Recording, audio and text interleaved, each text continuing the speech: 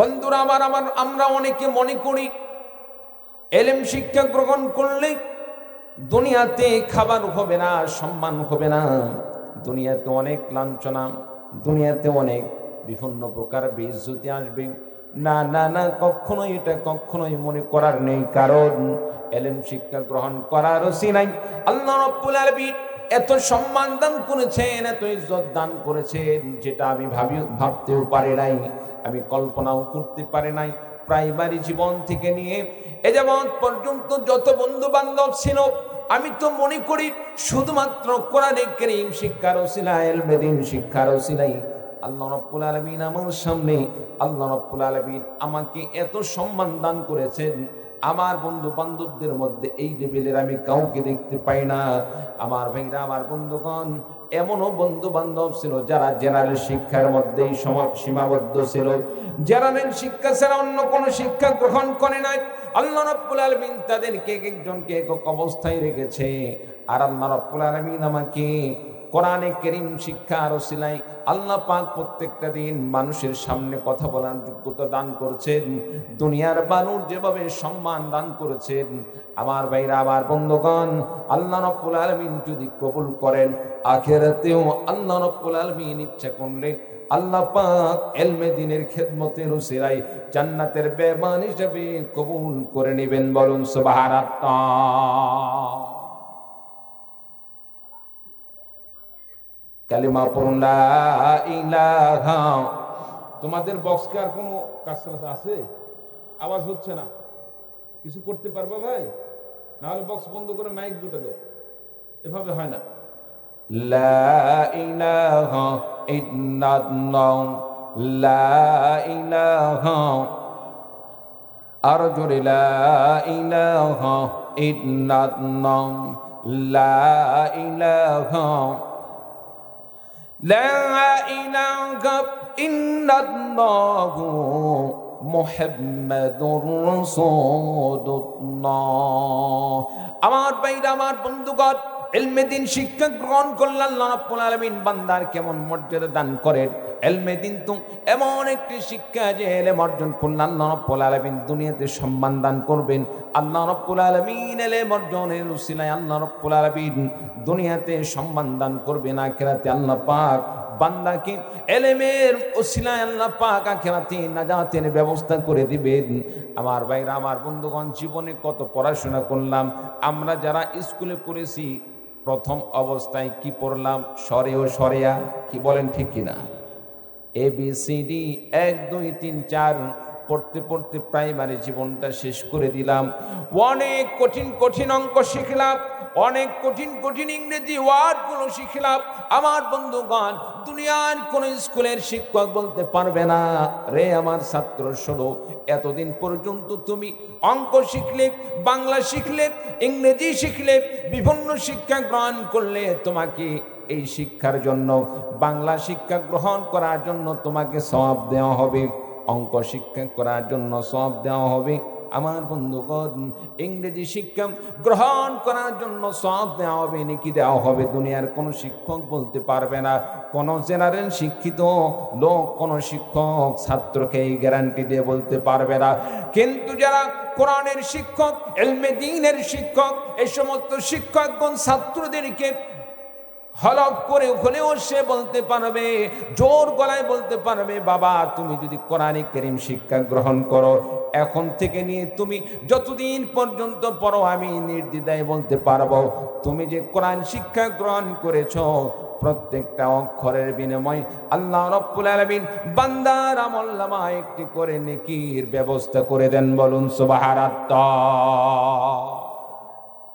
বান্দা, তুমি যে একটি অক্ষর তেলাওয়াত করেছো, পড়েছো, আল্লাহ রাব্বুল আলামিন প্রত্যেকটার বিনিময়ে আল্লাহ তাআলা একটি করে নেকি দান করেন। বলুন সুবহানাল্লাহ। একটা শিক্ষক মনে করেন আমার ছাত্র, যাকে আমি পড়ালাম, তাকে বললাম তোমার শুরু থেকে নিয়ে এ যাবৎ পর্যন্ত যতগুলো অক্ষর পড়েছো, প্রত্যেকটা অক্ষরের বিনিময়ে সওয়াব। সম্মানিত উপস্থিতি, আমার কথার মধ্যে কোনো ভুল হবে না। আমি যেই কথা বলেছি এটা তো আমার কথা নয়, এটা তো স্বয়ং বিশ্ব নবীজির কথা।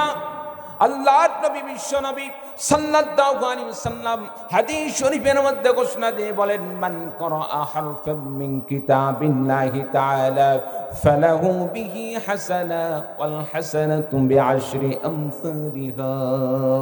আল্লাহর নবী বিশ্ব নবী সাল্লাল্লাহু আলাইহি ওয়াসাল্লাম বলেন, যে বান্দা একটি কোরআনে কারীমের অক্ষর তেলাওয়াত করলো, কোরআনে কারীমের অক্ষর পড়লো, আল্লাহ রাব্বুল আলামিন বান্দার আমলনামায় একটি নেকি দান করবেন।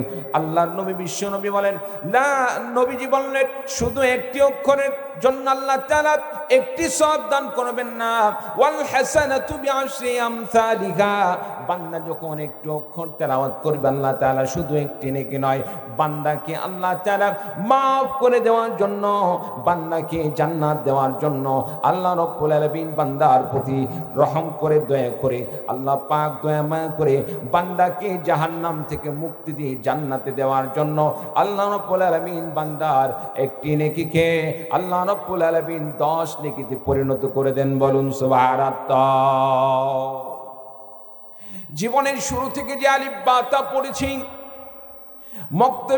মক্তবে সর্বপ্রথম যেদিন গেলাম আলিফ বা তা সা ইত্যাদি পড়লাম, নবীজি বলেন, বান্দারে তুমি যে আলিফ বা তা সা থেকে পড়া শুরু করেছো, আল্লাহ তাআলা প্রত্যেকটা অক্ষরের বিনিময়ে বান্দা তোমার জন্য 10টি করে নেকি দান করেন। আমার বন্ধুগণ, শুধু সেই নয়, আমরা কোরআনে কারীম পড়া শেখার পরেও আমরা কোরআনে কারীম যখন তেলাওয়াত করি, আল্লাহ তাআলা প্রত্যেকটা অক্ষরের বিনিময়ে আল্লাহ রাব্বুল আলামিন একটি করে নেকি দান করেন। আল্লাহ তাআলা সেই একটি নেকিকে 10-এ পরিণত করে দেন। বিশ্ব নবী সাল্লাল্লাহু আলাইহি সাল্লাম বলেন, লা আকুলু আলিফ লাম মিম হারফুন বাল আলিফুন হারফুন ওয়া লামুন হারফুন ওয়া মিমুন হারফুন। আমার নবী বিশ্ব নবীজি বললেন, রে আমার ভাইরা, আমার বন্ধুগণ, কোরআনে কারীমের মধ্যে আল্লাহ রাব্বুল আলামিন এমন একটি সূরা দান করেছেন, সূরাতুল বাকারা।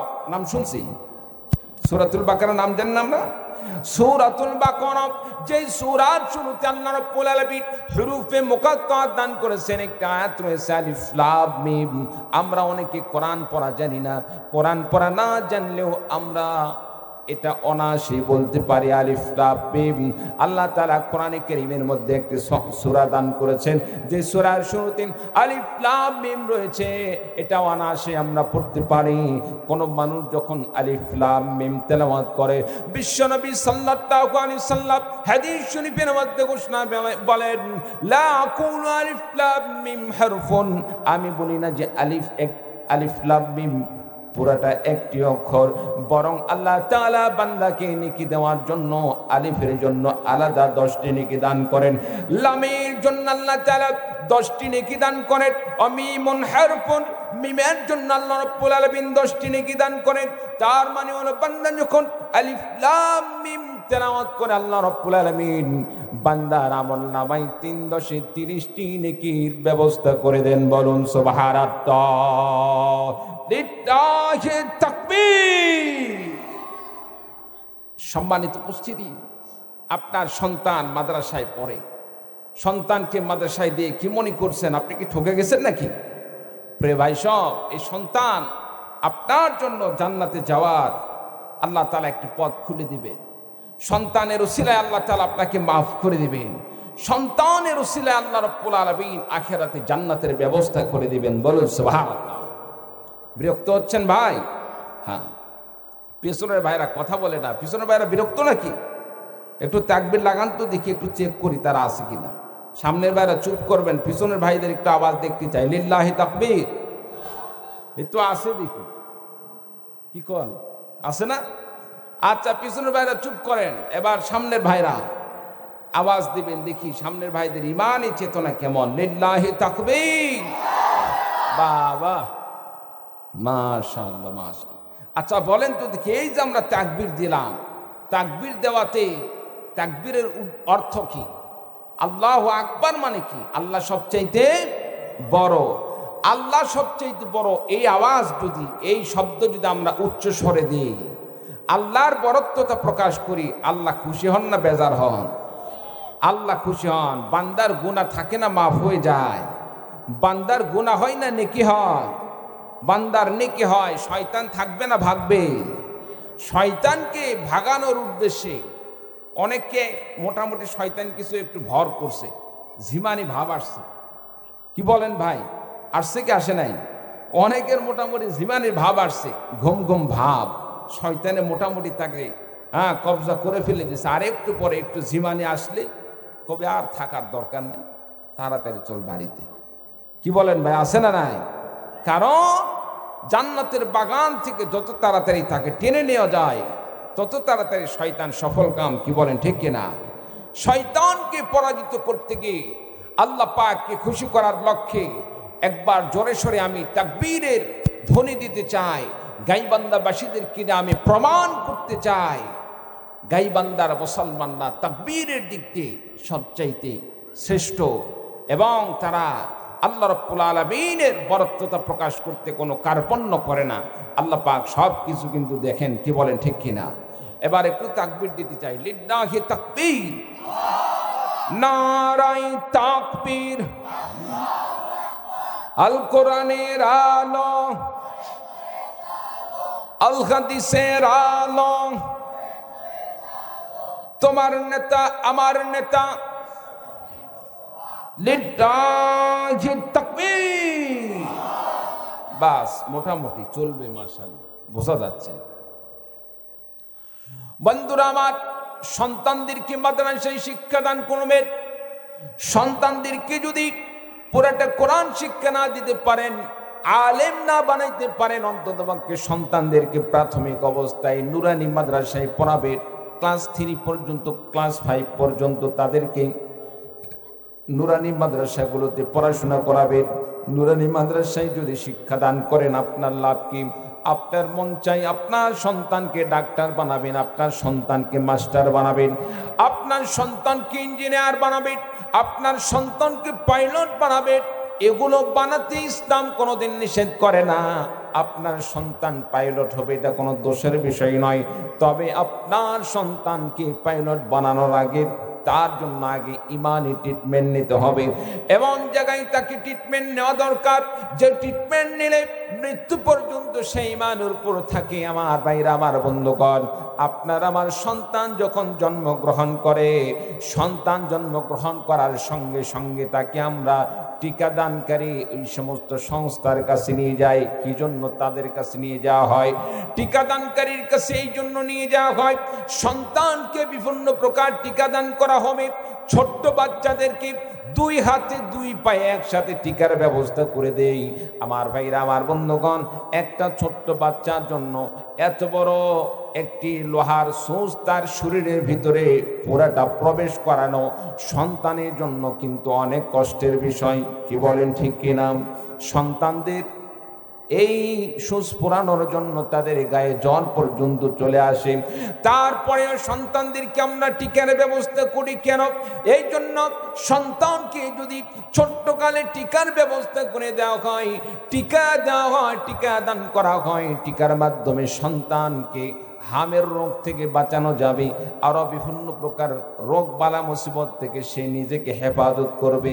এটা দুনিয়ার থিওরি অনুযায়ী বর্তমান চিকিৎসা যে সমস্ত বিজ্ঞানী আছে তাদের পরামর্শ অনুযায়ী নিজের শরীরকে ভবিষ্যৎ বড় রোগ থেকে বাঁচার জন্য এইরকম টিকার ব্যবস্থা করা হয়।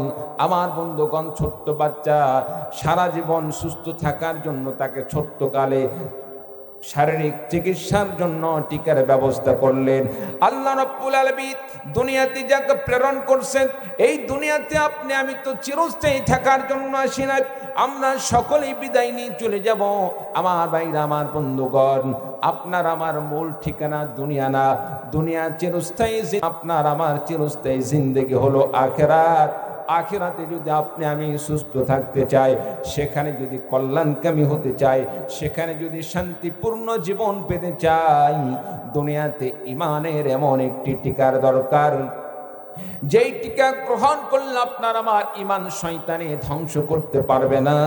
আমার বন্ধুগণ, ছোট্টকালে ছোট্ট বাচ্চাদেরকে যেমন শারীরিক সুস্থতার জন্য আমরা টিকার ব্যবস্থা করি, ঠিক তেমনি ভাবে ইমানি চিকিৎসার জন্য তার জন্য নুরানি মুক্ত মাদ্রাসায় শিক্ষার কোনো বিকল্প ব্যবস্থা নাই। চিৎকার দিয়ে বলুন ঠিক কিনা? নুরানি মাদ্রাসায় শিক্ষাদান করলে লাভ কি হবে?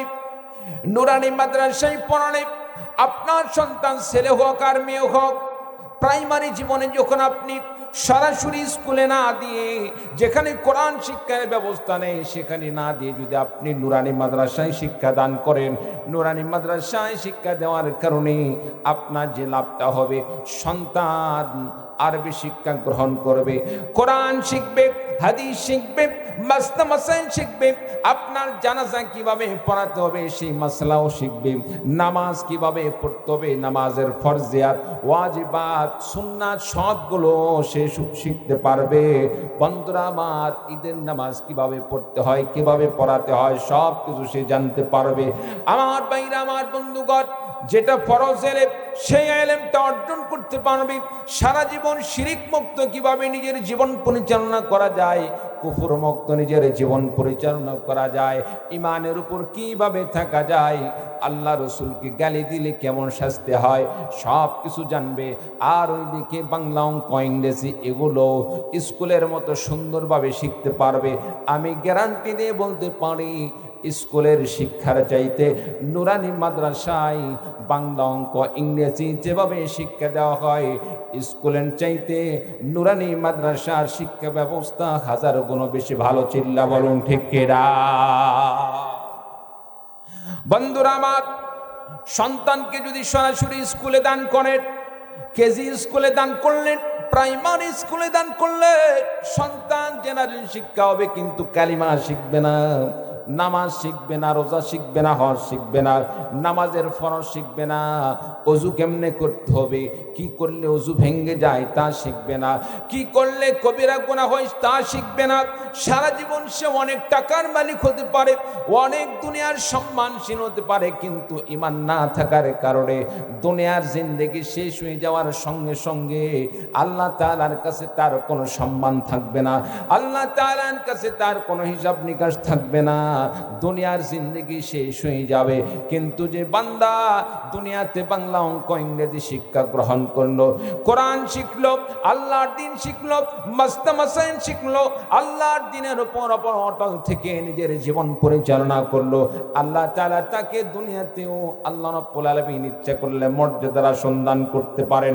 প্রাইমারি স্কুল থেকে যখন সে হাই স্কুলের জীবনে যাবে, কলেজের জীবনে যাবে, ভার্সিটি পড়াশোনার জীবনে পার হয়ে যাবে, এ সন্তান কোনোদিন আল্লাহকে নিয়ে গালমন্দ করবে না, রাসূলকে নিয়ে গালমন্দ করবে না, ইসলামী কোনো বিধানকে নিয়ে সে কোনো প্রকার কুৎসা রটাবে না, নাস্তিকতা তার মাধ্যমে প্রকাশ পাবে না। ওই যে গত 2 দিন আগে হাদি ভাইকে গুলি করে, বিভিন্নভাবে তাকে গুলি করে বর্তমান অবস্থায় তাকে অসুস্থ করে রাখা হলো, হাদের মতো এমনও শত শত হাজার হাজার লক্ষ লক্ষ যুবক আমাদের দেশে তৈরি হয়ে যাবে। তারা বড় বড় রাজনীতিবিদ হবে, তারা বড় বড় ডাক্তার, মাস্টার, ইঞ্জিনিয়ার হবে, কিন্তু কাফের মুশরিকদের কাছে ঈমান বিক্রয় করে দিবে না, নিজের জীবন দান করবে, বাতিলের কাছে ঈমান দিবে না, আর দেশ বিক্রয় করবে না। বলুন সুবহানাল্লাহ। সম্মানিত উপস্থিতি, আল্লাহ রাব্বুল আলামিন যার অন্তরের মধ্যে এলেমের ব্যবস্থা করে দিবেন, কোরআন শিক্ষার ব্যবস্থা করে দিবেন, যার অন্তরে আল্লাহ তাআলা ঈমানের ব্যবস্থা করে দিবেন, সে কোনোদিন মানুষের সাথে গাদ্দারি করবে না, রাষ্ট্রের সাথে গাদ্দারি করবে না, মানুষের সাথে কোনোদিন সে প্রতারণা করবে না। প্রিয় ভাই সব, অতীতে আমরা যাদেরকে দেখেছি নিঃস্বার্থভাবে দেশের জন্য কাজ করছে, তাদের প্রত্যেকের অন্তরে ঈমানে পরিপূর্ণ ছিল। চিল্লা বলুন ঠিক কিনা? আর জোরে বলুন ঠিক কিনা?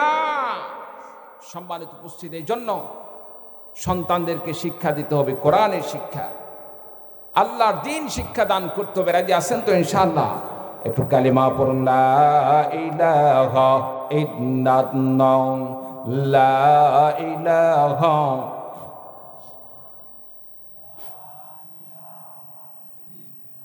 সুবহানাল্লাহ ওয়ালহামদুলিল্লাহ লা ইলাহা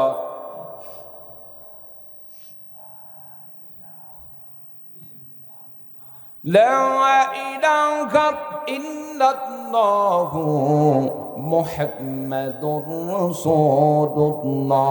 সকলে বলি সাল্লাল্লাহু আলাইহি সাল্লাম। আমার ভাইরা, আমার বন্ধুরা আমার, ওসমান আলী সহ যারা রাষ্ট্রের জন্য রক্ত দিল, 24-এর আন্দোলনে যারা দেশের জন্য রক্ত দিয়েছে, নাস্তিকদের বিরুদ্ধে সংগ্রাম করতে গিয়ে যারা রক্ত দিল, জীবন দিল, শহীদ হয়ে গেল, 71-এও যারা দেশের জন্য রক্ত দিয়েছিল, জীবন দান করেছিল একটি সুন্দর ইসলামী রাষ্ট্রকে প্রতিষ্ঠার লক্ষ্যে, আমার ভাইরা, আমার বন্ধুগণ, আমার সোনার বাংলাদেশকে নিয়ে বিভিন্ন প্রকার ষড়যন্ত্র চলতেছে। পাশের রাষ্ট্র থেকে বিভিন্নভাবে সন্ত্রাসদেরকে বাংলাদেশে প্রেরণ করে বাংলাদেশে যেই সমস্ত দামি দামি রাজনীতিবিদ রয়েছে, যারা দেশের বিভিন্ন বড় বড় কাজে দায়িত্বশীল রয়েছে, তারা বিভিন্নভাবে আমার দেশের দামি দামি সন্তানদেরকে তারা হত্যা করে দেশকে মেধা শূন্য করতে চায়, ইমানদার শূন্য করতে চায়।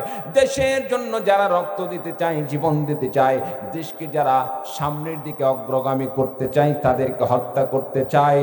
আমার ভাইরা, আমার বন্ধুগণ, দেশের স্বার্থে, ইসলামের স্বার্থে যদি আপনাকে আমাকে হাদি ভাইয়ের মতো আরো যে সমস্ত যুবকরা আল্লাহ রাস্তায় নিজের জীবন কোরবানি করে দিলেন আমার দেশকে রক্ষা করার জন্য, যদি আপনাকে 24-এর আন্দোলনের মতো আরেকবার আপনাকে আমাকে রক্ত দিতে হয়, আল্লাহর জমিনে আল্লাহর দিনকে প্রতিষ্ঠা করার জন্য, ষড়যন্ত্রকারীদেরকে প্রতিহত করার জন্য যদি রক্ত দিতে হয়, জীবন দিতে হয়, কোন কোন ভাই রক্ত এবং জীবন দিতে প্রস্তুত আছেন?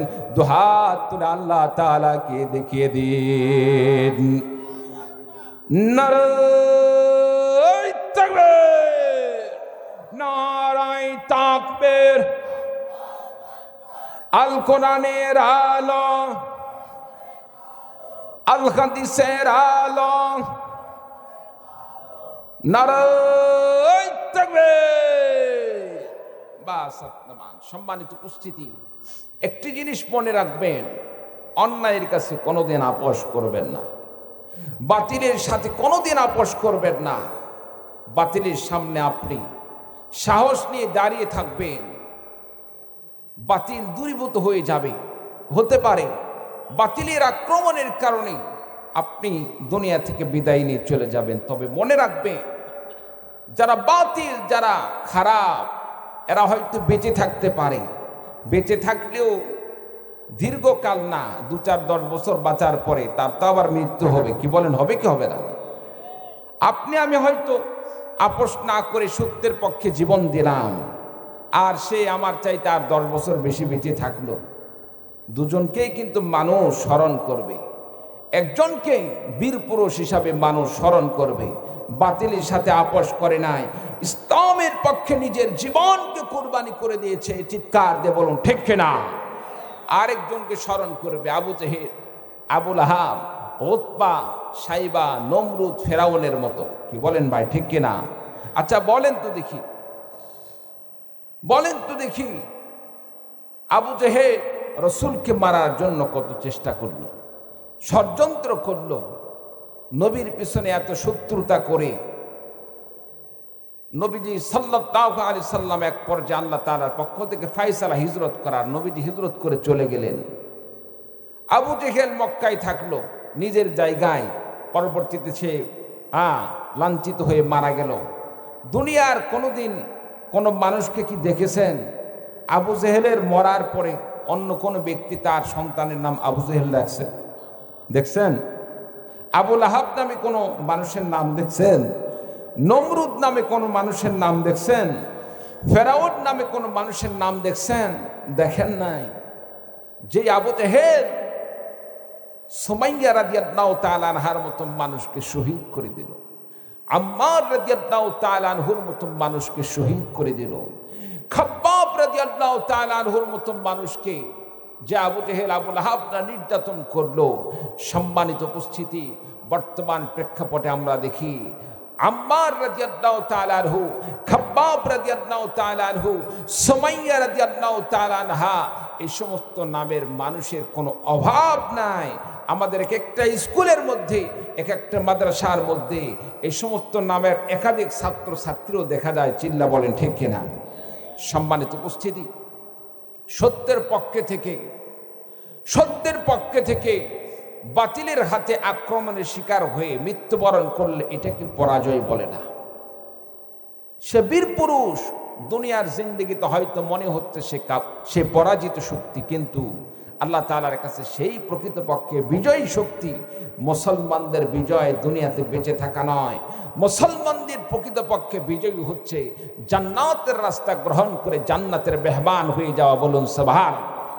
প্রিয় ভাই সব, দুনিয়াতে যত মাদ্রাসা আছে, মসজিদ আছে, যত দ্বীনি প্রতিষ্ঠান আছে, এগুলোকে রক্ষা করার জন্য যদি আবারও আপনাকে আমাকে রক্ত দিতে হয়, কি জীবন দিতে পারবেন তো? রক্ত দিবেন তো ইনশাআল্লাহ? আল্লাহ তাআলা কবুল করুন, আমিন। আমার ভাইরা, আমার বন্ধুগণ, সন্তানদেরকে কোরআন শিক্ষা দান করলে লাভ কি? সন্তানদেরকে আলেম বানালে লাভ কি? সন্তানদেরকে হাফেজ কোরআন বানালে লাভ কি? রাসূলুল্লাহ সাল্লাল্লাহু আলাইহি সাল্লাম হাফেজ কোরআনদের সম্পর্কে বলেন, আলেমে দ্বীনদের সম্পর্কে বলেন, যারা কোরআন পড়ে তাদের সম্পর্কে বিশ্ব নবীজি বলেন, মান ক্বারাআল কুরআন ফাসতাযকারাহু ফাআহাল্লা হালালাহু ওয়া হারামা হারামাহু ওয়া দুখালাহু আল্লাহুল জান্নাহ ওয়া শাফাআহু ফি আশরাতিন মিন আহলি বাইতিহি কুল্লুহুম ক্বাদ ওয়াজাবাত লাহুন নার। আল্লাহর নবী বিশ্ব নবীজি বললেন, যে বান্দা কোরআন কারীম পড়ল, নিজেকে কোরআন পড়ার পর আত্মশুদ্ধি অর্জন করলো, অন্তরকে গুনাহমুক্ত করলো, ফাহাল্লা হালালাহু, আল্লাহ তাআলা যে জিনিসকে হালাল করেছেন হালালকে হালাল বলে মেনে নিয়ে চললো, ওয়া হারামা হারামাহু, আল্লাহ তাআলা যে জিনিসকে হারাম করেছেন হারামকে হারাম বলে মেনে নিয়ে চললো। বিশ্বনবী সাল্লাল্লাহু আলাইহি সাল্লাম বলেন, আদখালাহুল্লাহুল জান্নাহ, আল্লাহ রাব্বুল আলামিন ওই বান্দাদেরকে একটি দিন জান্নাতের মেহমান বানিয়ে দিবেন। বলুন সুবহানাল্লাহ। শুধু সে একাই জান্নাতে যাবে না, বিশ্বনবী বললেন, আদখালাহুল্লাহুল জান্নাত ওয়া শাফাআহু ফি আশরাতিন মিন আহলি বাইতিহি কুল্লুহুম ক্বাদ ওয়াজাবাত লাহুন নার। যে বান্দা তার সন্তানকে হাফেজ কোরআন বানালো, আলেমে দ্বীন বানালো, সে সন্তান তো জান্নাতে যাবে। জান্নাতে যাওয়ার আগে আল্লাহ রাব্বুল আলামিন তাকে একা জান্নাত দান করবেন না। মনে করেন আপনি আমি একটি বড় আয়োজনে গেলাম, আপনার সাথে আমার সাথে ৫-৭ জন লোক, এমন ব্যক্তি লোকদের পরিচয় রয়েছে, যেই জায়গায় মেহমান হলাম তার আশেপাশে তারা ঘুরতেছে, আপনার আমার সাথে সাক্ষাৎ হয়ে গেল। আপনার আমার যেই জায়গায় দাওয়াত গ্রহণ করার সময় ওই সমস্ত মানুষদের যদি আপনার আমার সাথে সাক্ষাৎ হয়ে যায়, যে ব্যক্তি দাওয়াত দান করলো আর সে যদি দেখতে পারে আমার সাথে আরো ২-৪ জন ৫ জন ঘুরতেছে, তাদের কিন্তু আগে থেকে দাওয়াত নেই। আপনি আমি যে দাওয়াত গ্রহণ করেছি সেই দাওয়াতে আপনি আমি যখন অংশগ্রহণ করব, দাওয়াতে মেহমান হিসাবে দাওয়াত খাওয়ার জন্য যাব, ওই কর্তৃপক্ষ অটোমেটিক ভাবে এমনিতে আপনাকে বলবেন, ভাই আপনার সাথে আরো যে ২-৪ জন আছে তাদেরকেও সঙ্গে নিয়ে আপনি খাবারের আয়োজনে অংশগ্রহণ করুন। চিল্লা বলুন ঠিক কিনা? বন্ধুরা আমার, যে মা বাবা সন্তানদেরকে কোরআন শিক্ষা দিল, ইলম শিক্ষা দান করলো, বিশ্ব নবী বললেন সে বান্দা একা জান্নাতে যাবে না। যে মা বাবা কোরআন শিক্ষার ব্যবস্থা করে দিল, হাড় ভাঙ্গা শ্রম দিয়ে বাবা কষ্ট করে সন্তানের পড়াশোনার টাকার ব্যবস্থা করে দিল, মা কষ্ট করে সন্তানকে মানুষ করে, সন্তানের জন্য কত কষ্ট করে টাকা গুছিয়ে ডিম বেচা, মুরগি বেচা, টাকা জমিয়ে সন্তানের পড়াশোনার টাকার ব্যবস্থা করে দিয়েছেন। আখিরাতে যখন বান্দা জান্নাতে যাবে, আল্লাহ পাক বলবেন, বান্দারে তুমি একা না, তোমার যে মা দুনিয়াতে কষ্ট করে তোমাকে কোরআন শিক্ষার ব্যবস্থা করেছিল, যেই বাবা হাড় ভাঙ্গা শ্রম দিয়ে তোমার পড়াশোনার টাকার ব্যবস্থা করে দিয়েছিল, ওই মা বাবাকে ছেড়ে তুমি জান্নাতে যাবে না। শুধু তাই নয়, তোমার অনেক ভাই হয়তো দুনিয়াতে তোমার পিছনে অবদান ছিল, যেই বোন তোমার পিছনে অনেক অবদান রেখেছিল, তোমার বংশ থেকে এমন 10 জন ব্যক্তি যাদের জন্য জাহান্নাম অবধারিত হয়ে গেছে, যারা মুহূর্তের মধ্যে জাহান্নামে চলে যাবে। আল্লাহ রাব্বুল আলামিন বলবেন, বান্দারে এমন 10 জন তোমার পরিবারের জাহান্নামী ব্যক্তিদেরকে তুমি সুপারিশ করে করে তাদেরকে তোমার সঙ্গে আমার জান্নাতে নিয়ে যাও। বলুন সুবহানাল্লাহ। সম্মানিত উপস্থিতি, কোরআন পড়ার ফজিলত, কোরআন শিক্ষার ফজিলত, আল্লাহ তাআলা কোরআন পড়নেওয়ালাকে তো জান্নাত দান করবেন, সাথে সাথে আল্লাহ রাব্বুল আলামিন তার পরিবার পরিজন থেকে 10 জন ব্যক্তিকে জান্নাত দান করবেন। বলুন সুবহানাল্লাহ। সম্মানিত উপস্থিতি, এ কোরআনে কারীম শিক্ষা গ্রহণ করা এটা কি শুধু ছেলেদের জন্য ফরজ নাকি মা বোনদের জন্য ফরজ? জোরে বলেন। সবার জন্য ফরজ, কারণ বিশ্বনবী বলেছেন তলাবুল ইলমি ফারিদাতুন আলা কুল্লি মুসলিম, প্রত্যেকটা মুসলমান নর নারীর জন্য কোরআনে কারীম শিক্ষা গ্রহণ করা ফরজ। আমরা বড় আফসোসের বিষয়, শুধু ছেলেদেরকে পড়াইতে চাই, মেয়েদেরকে পড়াইতে চাই না। ইসলাম তো একথা বলে নাই। ইসলাম তো শুধু মা বোনদেরকে মূর্খ করে রাখার কথা বলে নাই। ইসলাম মা বোনদেরকেও শিক্ষিত হওয়ার জন্য শিক্ষা গ্রহণ করার নির্দেশ প্রদান করেছে। সেই শিক্ষাটা কিভাবে গ্রহণ করবে? আমাদের স্কুলের পরিবেশে, আমাদের বর্তমান বাংলাদেশের স্কুলের যে পরিবেশ, ছেলে মেয়ে সহ অবস্থায় তারা পাশাপাশি একই ব্রেঞ্চে বসে তারা পড়াশোনা করতেছে। সম্মানিত উপস্থিতি, সহশিক্ষা ব্যবস্থার মাধ্যমে আজকে আমাদের মুসলিম সমাজকে ধ্বংস করে দেওয়া হচ্ছে। সহশিক্ষা বাদ দিয়ে নারীদের জন্য আলাদা স্কুলের ব্যবস্থা করেন, আলাদা কলেজের ব্যবস্থা করেন, আলাদা মাদ্রাসার ব্যবস্থা করেন, ছেলেদের জন্য আলাদা, মেয়েদের জন্য আলাদা। এই পরিবেশ যদি তৈরি করা হয়, দেশের সমস্ত মানুষ, ছেলে মেয়ে উভয়ে সুশিক্ষা গ্রহণ করে সৎ মানুষ হিসাবে গড়তে পারবে। চিল্লা বলুন ঠিক কিনা? কিন্তু বড় আফসোসের বিষয়, আমরা সন্তানকে ভালো মানুষ করার জন্য যখন স্কুলে দেই, আমার সন্তান পড়াশোনা করে শিক্ষা গ্রহণ করে একজন মানুষ হবে, দেখা যাচ্ছে যখন ক্লাস 5 উঠছে, ক্লাস 6-এ পড়াশোনা করতে করতে ক্লাস 6-এ উঠছে, 7-এ উঠছে, এক সময় দেখা যায় সহ শিক্ষা ব্যবস্থা থাকার কারণে ছেলে মেয়ে একই ক্লাসে একই আপনার রুমে থাকার কারণে এমন একটি ক্যান্সার রোগ দেখা যায়। সম্মানিত উপস্থিতি, উভয়ে যখন যৌবনের তাড়না তো সকলেরই আছে। সম্মানিত উপস্থিতি, পরস্পরে যখন প্রেম ভালোবাসার মধ্যে তারা জমিয়ে যায়, নিজেদের মধ্যে কথোপকথন হইতে হইতে এক পর্যায়ে তারা হারাম সম্পর্কের মধ্যে জড়িয়ে যায়। যেই মা বাবা ইচ্ছা করেছিল সন্তানকে বড় ডাক্তার বানাবে, সন্তানকে বড় ইঞ্জিনিয়ার বানাবে, সন্তানকে বড় মাস্টার বানাবে, পাইলট বানাবে, ওই সন্তান আর বড় ইঞ্জিনিয়ারও হয় না, ডাক্তার মাস্টারও হয় না, অল্পতে তার জীবনটা ঝরিয়ে পড়ে যায়। এইরকম আছে না নাই? জোরে বলেন ভাই, আছে না নাই? যে সন্তান পড়াশোনা করবে, পড়াশোনার সময় সামাজিক পরিবেশ খারাপ হওয়ার কারণে, সামাজিক পরিবেশ খারাপ হওয়ার কারণে অল্প সময়ের মধ্যে তার বিবাহ হয়ে যাচ্ছে। বিবাহ হওয়া মানে কি? তাকে তো সংসার করতে হবে। বিয়ে করলে বউকে কি কাপড় দিতে হবে না? ভাত কাপড়ের দরকার আছে না নাই? অবশ্যই দিতে হবে।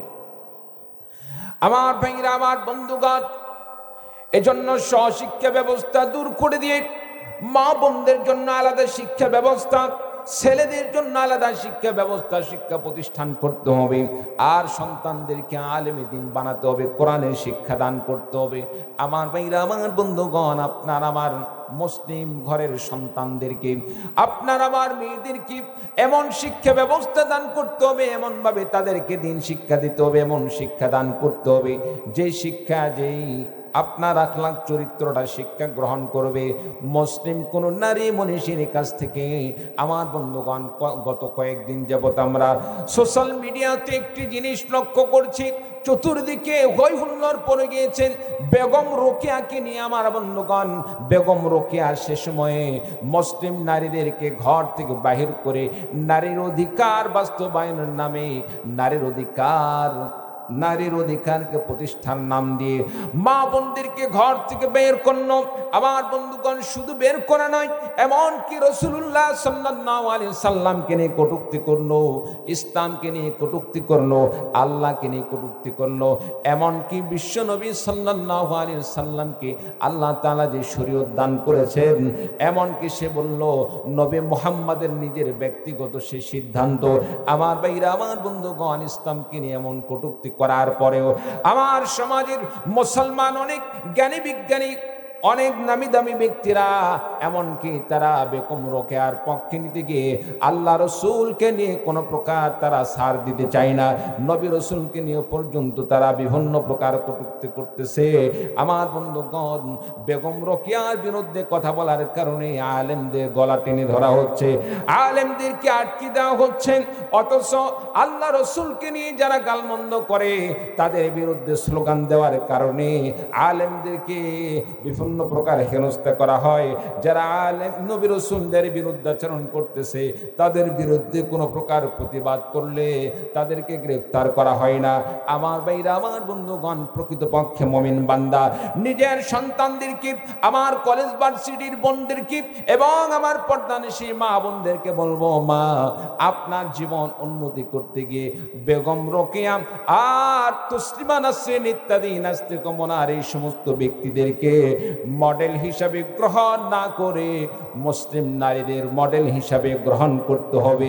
বিশ্বনবী সাল্লাল্লাহু আলাইহি ওয়াসাল্লামের যারা স্ত্রী ছিলেন, মা খাদিজাতুল কুবরা রাদিয়াল্লাহু তাআলা আনহা, উম্মাহাতুল মুসলিমিন হযরতে মা আয়েশা সিদ্দিকা রাদিয়াল্লাহু তাআলা আনহা, তাদের জীবনে যদি মুসলিম মা বোনেরা অনুসরণ করে নিজের জীবন গড়ে, আমি তো মনে করি ওই মা বোনেরা দুনিয়াতে যেমন সফল হবে, আল্লাহ রাব্বুল আলামিন আখিরাতে তাদেরকে জান্নাতের মেহমান বানিয়ে দিবেন। বলুন সুবহানাল্লাহ।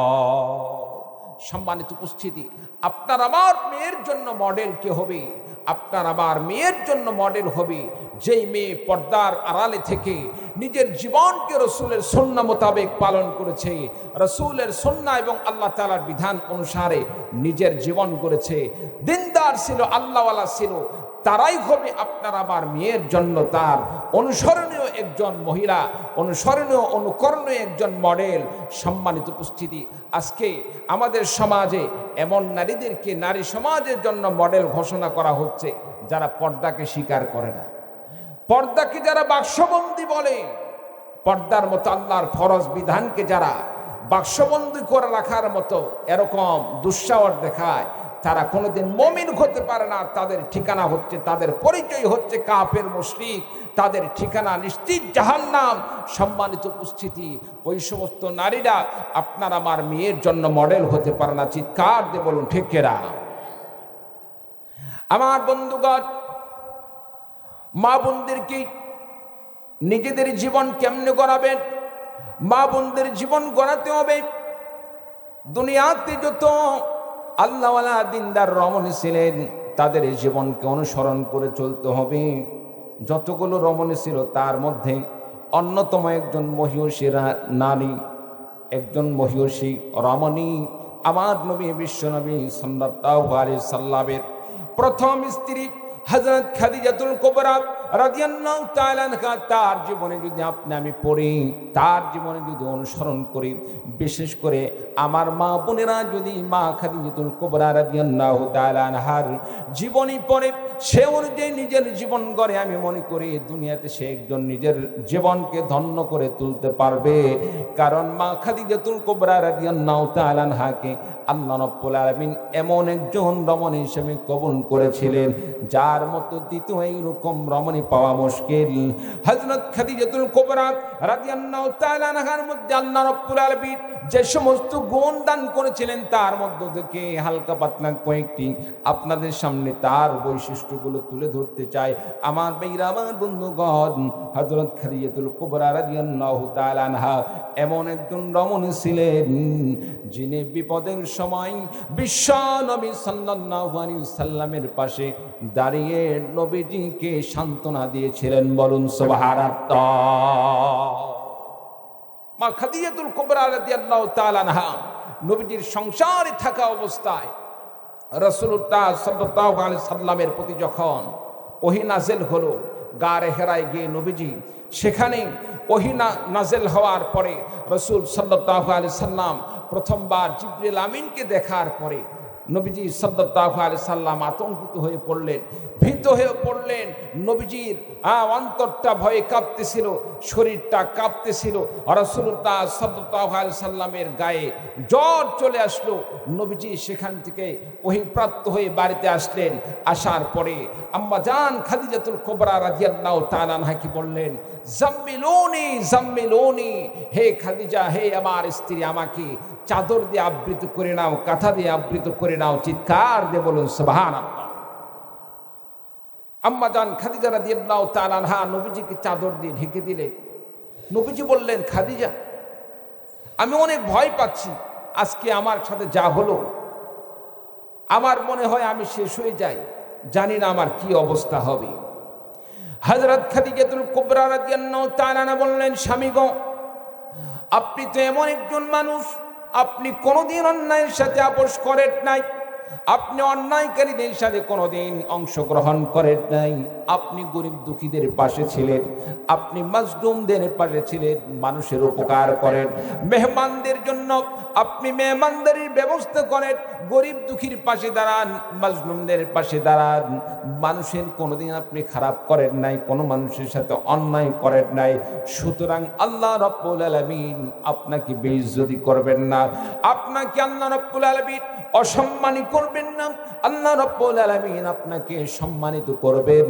আমার ভাইরা, আমার বন্ধুগণ, এভাবে একজন স্ত্রী স্বামীর পাশে দাঁড়িয়ে যোগ্য স্ত্রী হিসাবে স্বামীকে বিপদের সময়, একজন স্বামীকে বিপদের সময় তিনি এরকমভাবে স্বামীকে তিনি এভাবে আশ্বস্ত করতেছিলেন, এভাবে তিনি তাকে সান্ত্বনা দান করতেছিলেন।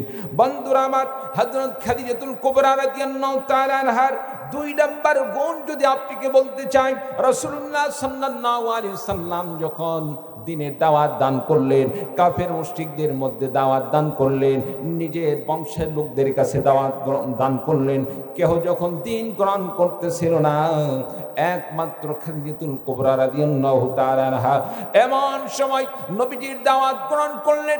নবীজির দাওয়াত গ্রহণ করে তিনি ইসলাম গ্রহণ করলেন আর কালিমা পড়লেন, লা ইলাহা ইল্লাল্লাহু মুহাম্মাদুর রাসূলুল্লাহ, লা ইলাহা ইল্লাল্লাহ।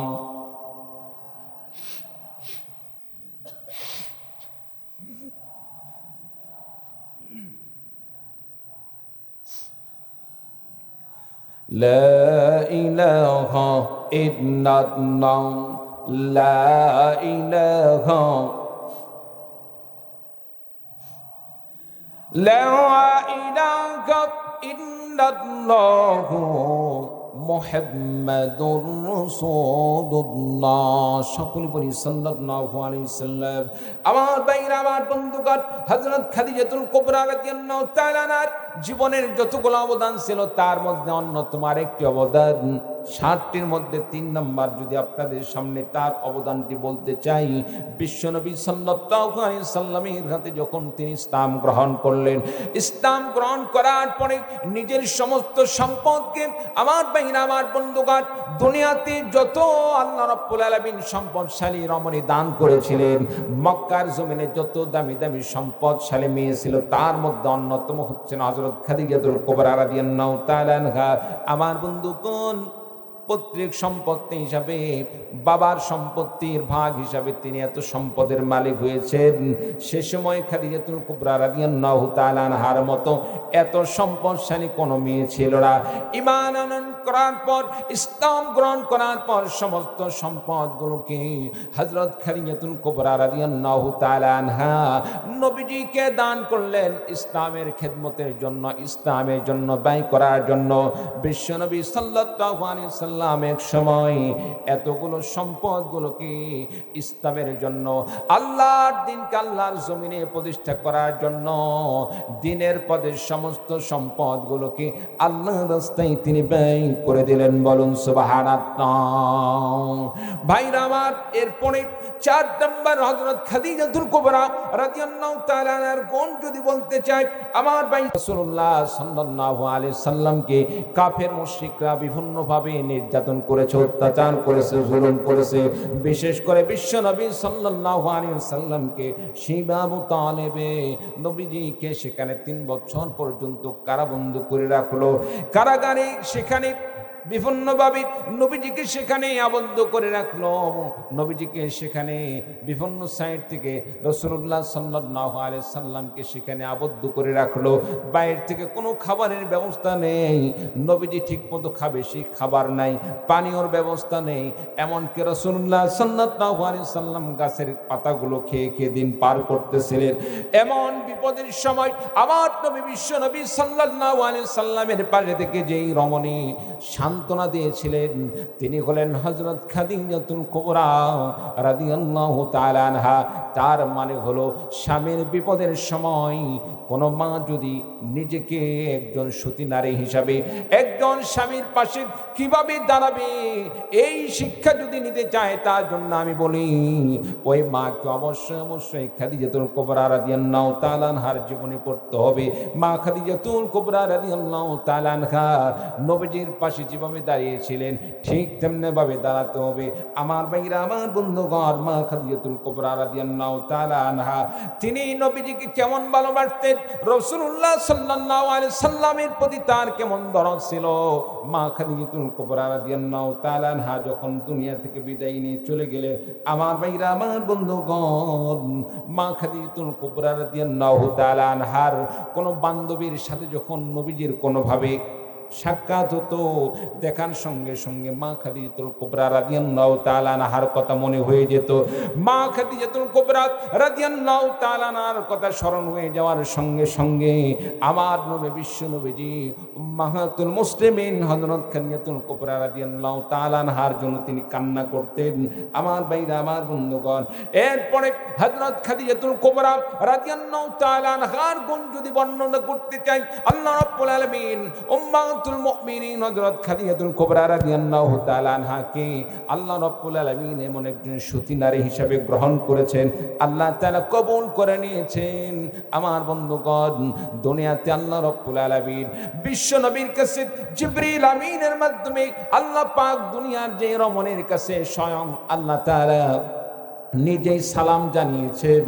নিজেই আল্লাহ রাব্বুল আলামিন নিজেই যেই রমণীর কাছে আল্লাহ রাব্বুল আলামিন সালামের ব্যবস্থা করে দিয়েছেন, সালাম জানিয়েছেন, তিনি হলেন হযরত খাদিজাতুল কুবরা রাদিয়াল্লাহু তাআলা আনহা। চিৎকার দিয়ে বলুন সুবহানাল্লাহ। আমার ভাইরা, আমার বন্ধুগণ, এই জন্য আপনার আমার মেয়েদেরকে যদি শিক্ষা দিতে হয়, আপনার আমার স্ত্রীদেরকে যদি একজন আদর্শবান স্ত্রী হিসাবে তাকে বাড়িতে থাকতে হয়, তাকে মা খাদিজাতুল কুবরা রাদিয়াল্লাহু তাআলা আনহার জীবনে পড়ার জন্য নির্দেশ করেন। মা খাদিজাতুল কুবরা রাদিয়াল্লাহু তাআলা আনহার জীবন আদর্শ অনুযায়ী নিজের জীবন গড়ো। আমার মা বোনেরা তো বর্তমান সমাজে তারা গীবত শেখায়তের মধ্যে লিপ্ত থাকে। সব সময় স্বামীর কিভাবে অমান্য করা যায়, স্বামীর অবাধ্য হয়ে তারা জীবন পার করে। আল্লাহর কসম করে বলছি, কোন মা বোন 5 ওয়াক্ত নামাজ পড়লো, রোজা রাখলো, হজ করলো, যাকাত দান করলো, সব কিছু করলো, কিন্তু স্বামীর অবাধ্য হয়ে যদি নিজের জীবন পরিচালনা করে, স্বামী যদি পর্দায় থাকার কথা বলে স্বামীর পর্দার কথা না অমান্য করে, স্বামী যদি নিজের বাড়িতে থাকার কথা বলে স্বামীর কথা অমান্য করে চলে গেল মায়ের বাড়িতে, আমার ভাইরা, আমার বন্ধুগণ, কোন স্বামী যদি স্ত্রীর প্রতি অসন্তুষ্ট হয়ে যায়, ওই স্ত্রী যতই দিনদার হোক না কেন, স্বামী অবাধ্য থাকলে সেই স্ত্রী কোনদিন আল্লাহ তাআলার কাছে, আল্লাহ পাকের কাছে সে জান্নাতি হতে, আল্লাহ রাব্বুল আলামিনের কাছে জান্নাতি হতে পারে না, তার ঠিকানা হয়ে যায় জাহান্নাম। চিৎকার দিয়ে বলো নাউযু বিল্লাহ। সম্মানিত উপস্থিতি, এজন্য আপনার আবার মেয়েদেরকে একজন আদর্শ মেয়ে হিসাবে গড়তে, একজন আদর্শ নারী হিসাবে গড়ে তুলতে আপনাকে আমাকে সন্তানদেরকে মহিলা মাদ্রাসায় শিক্ষা দান করতে হবে। রাজি আছেন তো ইনশাআল্লাহ? রাজি আছেন তো ইনশাআল্লাহ? সম্মানিত উপস্থিতি, মহিলা মাদ্রাসা আলহামদুলিল্লাহ সন্তানদেরকে কোরআন শিক্ষা দেওয়া হয়। শরীর যে সমস্ত মাসলা মাসাইল আছে শিক্ষাদান করা হয়। শুধু কোরআন হাদিস এতটুকুই নয়, আলহামদুলিল্লাহ বর্তমান সমাজে মাদ্রাসা শিক্ষা ব্যবস্থা ছেলে হোক আর মেয়ে হোক সব জায়গাতেই আল্লাহ তাআলা এত সুন্দর শিক্ষা ব্যবস্থা করে দিয়েছেন, যেখানে কোরআন হাদিসের পাশাপাশি বাংলা, অঙ্ক, ইংরেজি সব কিছু শিক্ষাদান করা হয়। সুবহানাল্লাহ। প্রিয় ভাই সব, এই জন্য আজকে যে মাহফিল মাদ্রাসার পক্ষ থেকে আল জামিয়াতুল ইসলামিয়া তাহফিজুল উলুম কওমি মাদ্রাসা, ছেলে মাদ্রাসা, তাই না? ছেলে মাদ্রাসা, আপনার আমার যে ছেলেগুলো আছে সন্তানদেরকে প্রাথমিক শিক্ষা এলাকার মাদ্রাসা হিসাবে চালু হলে এই মাদ্রাসায় শিক্ষা দান করব। কি বলি ভাই, আমরা ইচ্ছা করলে সন্তানদেরকে মাদ্রাসায় দিতে পারি না? জোরে বলেন, দিতে পারি না? আচ্ছা দেখি তো, আজকে জানতে চাই কোন কোন ভাই ছোট্ট বাচ্চাকে আপনাদের এলাকায় প্রাথমিক শিক্ষাটা, পরে যদি আপনি স্কুল কলেজে দান করেন আপত্তি নাই, তবে আলেম যদি বানাতে চান, নূরুন আলা নূর, ভালোর ভালো স্বর্ণ, তারপরে হীরামণি মুক্তা যেই দামি সেটা হচ্ছে আলেম।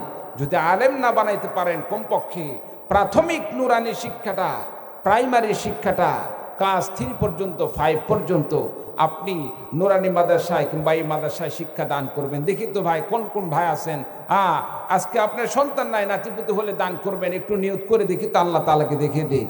আল্লাহ তাআলা আমাদের সকলকে কবুল করুন, আমিন। আর জোরে বলুন আমিন। বা সত্যামান। আর যে সমস্ত ভাইদের মেয়ে আছে, কন্যাদেরকে যদি আপনি দুনিয়াতে একটি জান্নাতের ফুল বানাতে চান, জান্নাতের ফুল বানাতে চান, মহিলা মাদ্রাসায় দান করেন। আশেপাশে যে সমস্ত মহিলা মাদ্রাসা আছে, মাদ্রাসাগুলো তো শিক্ষা দান করবেন। প্রিয় ভাই সব, স্বামীর অধিকার আজকে মেয়েরা দিতে চায় না কেন? মেয়েদের মধ্যে তো ধর্মীয় শিক্ষা নেই।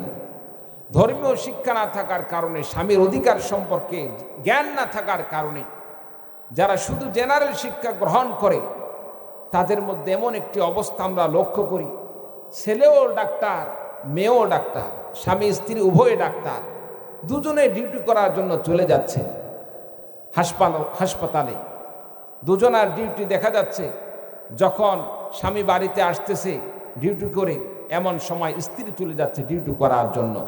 সম্মানিত উপস্থিতি, বলেন তো দেখি, এই পরিবারে কোনোদিন কি শান্তি আসতে পারে? জোরে বলেন, শান্তি আসতে পারে? কখনোই শান্তি আসতে পারে না।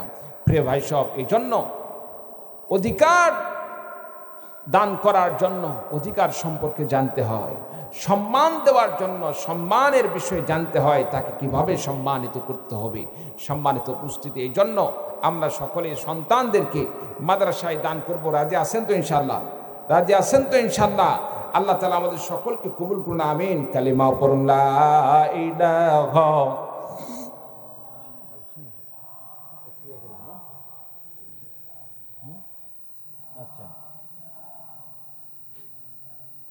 সুবহানাল্লাহ ওয়ালহামদুলিল্লাহ লা ইলাহা ইল্লাল্লাহ লা ইলাহা ইল্লাল্লাহ মুহাম্মাদুর রাসূলুল্লাহ। সকলে বলি সাল্লাল্লাহু আলাইহি ওয়াসাল্লাম। প্রিয় ভাই সব, আমাদের যাদের সন্তান আছে তারা তো সন্তান দিবই, যাদের সন্তান নাই মনে চায়, হুজুর আমার তো সন্তান নাই, বড় হয়ে গেছে, তাদের শিক্ষা দিতে পারতেছি না। আপনাদের কাছে অনুরোধ করব, দ্বীনি প্রতিষ্ঠান, মাদ্রাসা হোক, মসজিদ হোক, এই সমস্ত দ্বীনি প্রতিষ্ঠানগুলো হচ্ছে মাদ্রাসা নবীর ঘর, মসজিদ আল্লাহ তাআলার ঘর। এই সমস্ত মাদ্রাসা মসজিদের সাথে যদি আপনার আমার ভালোবাসা থাকে, সুনজর দিয়ে সুন্দর পরামর্শ দান করি, 2-4 টাকা, 10 টাকা, 20 টাকা সাধ্য অনুযায়ী যদি দান করি, আল্লাহ তাআলা ইচ্ছা করলে এর ওসিলায় আপনাকে আমাকে আখেরাতে যেদিন আমি ফেসে যাব, জাহান্নামী হয়ে যাওয়ার সম্মুখীন হয়ে যাব, এমন সময় আল্লাহ তাআলা দানের ওসিলায়, ধর্মীয় প্রতিষ্ঠানের সাথে সম্পৃক্ত থাকার ওসিলায় আল্লাহ তাআলা আপনাকে মাফ করে জান্নাত দান করবেন। বলুন সুবহানাল্লাহ। প্রিয় ভাই সব, অনেকে মনে করতেছেন হুজুর এতক্ষণ তো ভালোই ছিলেন, অনেক সুন্দর লাগলো ওয়াজ, এখন আপনি যে লাইনে যাচ্ছেন এটা পছন্দ না, অনেকে মনে করতে পারেন। কি বলেন ভাই? আচ্ছা বলেন তো দেখি, আপনাদের কাছ থেকে মাদ্রাসার জন্য যদি আমি 2টা টাকা নিই, এই টাকা কি আমি করার জন্য আল্লাহ দান করছেন? না, কোরআনের মধ্যে তো আল্লাহ রাব্বুল আলামিন, আল্লাহ তাআলা একটি, আল্লাহ পাক খনির মতো দান করেছেন কোরআনে কারীমকে। এই কোরআনে কারীমের মধ্যে আল্লাহ তাআলা মানুষের জীবন ব্যবস্থা দান করেছেন। আপনি আমি কিভাবে চলবো, আপনার আমার জীবন কেমনে গড়বে, আপনার আমার রাষ্ট্র কিভাবে চলবে, আপনার আমার বিচার ব্যবস্থা চলবে, সব কিছু আল্লাহ রাব্বুল আলামিন কোরআনে কারীমের মধ্যে দান করেছেন। বলুন সুবহানাল্লাহ। সুতরাং এই কোরআনে কারীম শুধু রিডিং পড়ার জন্য নয়, রিডিং পড়লে অবশ্যই সওয়াব আছে, তবে এর চাইতে আরো বেশি সওয়াব যদি কেউ কোরআনে কারীমের অর্থ সহ পড়ে, অনুবাদ পড়ে, ব্যাখ্যা বিশ্লেষণ শিখে এবং ব্যাখ্যা বিশ্লেষণ জেনে সে অনুযায়ী আমল করে চলে। বলুন সুবহানাল্লাহ। বন্ধুরা আমার, আল্লাহ রাব্বুল আলামিন কোরআনে কারীম কেন দান করলেন, কেন নাযিল করলেন, আল্লাহ রাব্বুল আলামিন সে কথা কোরআনে কারীমের মধ্যে ঘোষণা দিয়ে বলেন, কিতাবুন আনজালনাহু ইলাইকা মুবারাকুন লিয়াদাব্বারু আয়াতিহি ওয়া লিয়াতাযাক্কারা উলুল আলবাব। চিৎকার দিয়ে বলুন আল্লাহু আকবার। আল্লাহ রাব্বুল আলামিন বললেন, আমি আল্লাহ পাক এই কোরআনে কারীমকে, এই কিতাবকে আমি আল্লাহ তাআলা নাযিল করেছি মুবারাকুন, বরকতময়, এজন্য লিয়াদাব্বারু আয়াতিহি, যাতে করে দুনিয়ার মানুষরাই কোরআনে কারীমকে অনুধাবন করতে পারে। লিয়াদাব্বারু আয়াতিহি, এই কোরআনে কারীমের আয়াতগুলোকে নিয়ে গবেষণা করে। ওয়ালিয়াতাযাক্কারা উলুল আলবাব, এই কোরআনে কারীমকে গবেষণা করার পরে এই কোরআনে কারীম থেকে শিক্ষা গ্রহণ করে। ওয়ালিয়াতাযাক্কারা উলুল আলবাব, জ্ঞানী ব্যক্তিরা যেন কোরআনে কারীম থেকে শিক্ষা গ্রহণ করে। আমার ভাইরা, আমার বন্ধুগণ, যারা কোরআনে কারীমকে জানলো, কোরআন পড়লো, কোরআনে কারীমের পক্ষে থাকলো, কোরআনের শিক্ষা প্রতিষ্ঠানের সাথে সম্পৃক্ত থাকলো, কোরআনে কারীমের পক্ষে আন্দোলনে সংগ্রামে নিজের রক্ত দিল, জীবন দান করলো, আল্লাহ রাব্বুল আলামিন কিয়ামতের ময়দানে তাদের সম্পর্কে কি বলেন?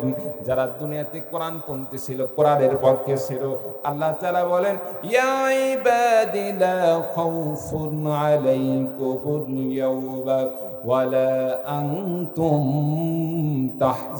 তাহজানুন আল্লাযীনা আমানু বিআয়াতিনা ওয়া কানু মুসলিমিন উদখুলুল জান্নাতা আনতুম ওয়া আজওয়াজুকুম তুহবারুন।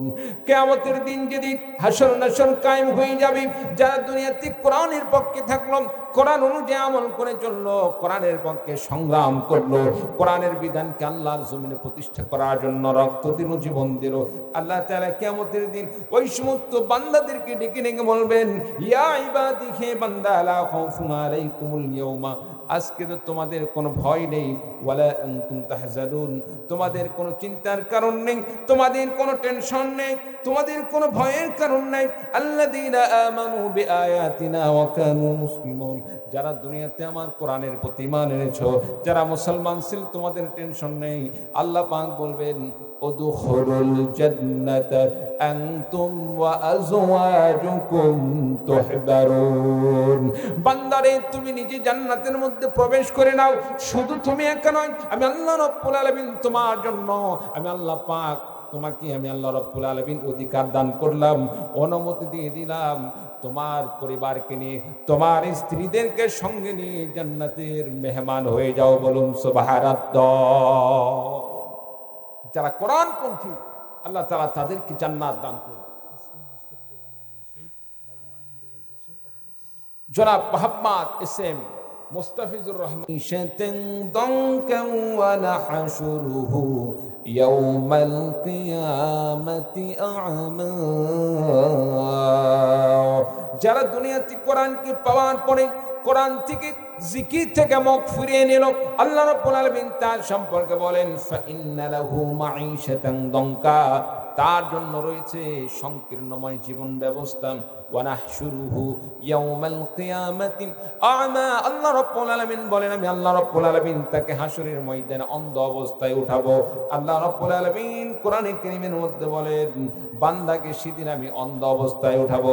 কোরআন মানলো না, কোরআন অনুযায়ী আমল করে চললো না, আমি আল্লাহ তাআলা তাকে অন্ধ করে উঠাবো। ক্বালা রাব্বি লিমা হাশারতানি আ'মা, সেদিন বান্দা আল্লাহকে বলবেন আল্লাহ রাব্বুল আলামিন কোন অপরাধের কারণে আমাকে অন্ধ করে ওঠানো হলো?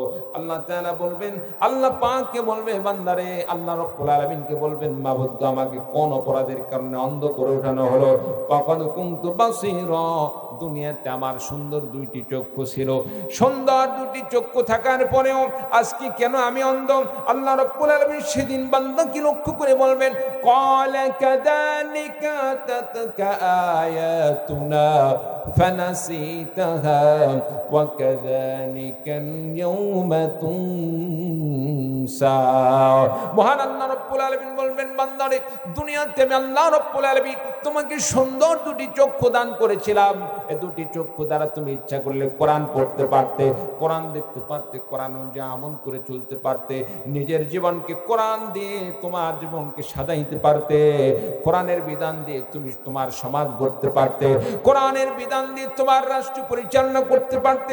আমার কোরআনকে পাওয়ার পরে কোরআন থেকে মুখ ফিরিয়ে নিয়েছ, কোরআনের কারীম থেকে মুখ ফিরিয়ে নেওয়ার জন্য তুমি যেভাবে দুনিয়াতে আমার কোরআনকে ভুলেছিলে, ঠিক তেমনি ভাবে আজকেও তোমাকে ভুলে যাওয়া হয়েছে। যাও যাও, তোমার ঠিকানা জাহান্নাম।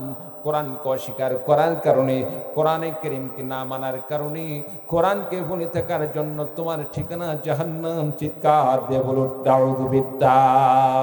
আমার ভাইরা, আমার বন্ধুগণ, আখিরাতে মুক্তি পেতে হলে, আখিরাতে জান্নাত পেতে হলে, জাহান্নাম থেকে মুক্তি পেতে হলে কোরআনের পক্ষে থাকতে হবে। কোরআনের পক্ষে থেকে যদি জীবন দিতে হয়, নিজের জীবন কুরবানি করতে হবে, নিজের রক্ত দিতে হয়, সম্পদ দিতে হয়, সব কিছু আল্লাহর দ্বীনের পক্ষে ব্যয় করে হলেও আপনাকে আমাকে ইসলামের পক্ষে থাকতে হবে। কোন কোন ভাইরা যে আছেন দুহাত তুলে আল্লাহ তাআলাকে দেখিয়ে দিন লিল্লাহি তাকবীর। আল্লাহ তাআলা আমাদের সকলকে কবুল করুন, আমিন। ওয়া আখির দাওয়ানা আলহামদুলিল্লাহি রাব্বিল আলামিন।